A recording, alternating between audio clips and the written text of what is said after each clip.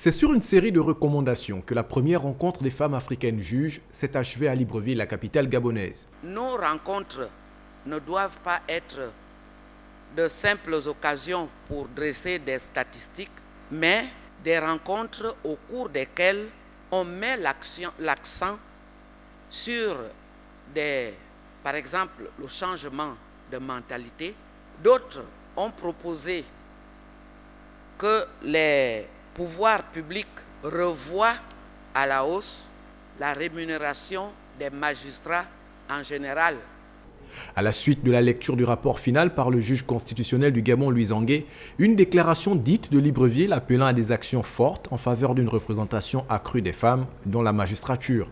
Nous, femmes juges africaines, nous engageons par la présente à lancer les actions suivantes qui se déclinent sous 9 points.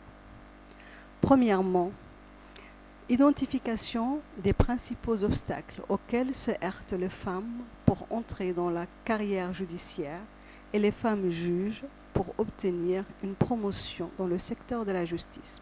Pour sa part, le vice-président de l'Association des cours et juridictions constitutionnelles africains, organe parrainant cette rencontre de haut niveau, a réaffirmé l'engagement de la dite institution à accompagner les femmes dans cette lutte. La CJCA ne manquera pas d'amorcer dans les semaines qui viennent, via ses organes et notamment son bureau exécutif, un processus de réflexion sur les meilleures voies à entreprendre pour mettre en œuvre les recommandations de cette rencontre.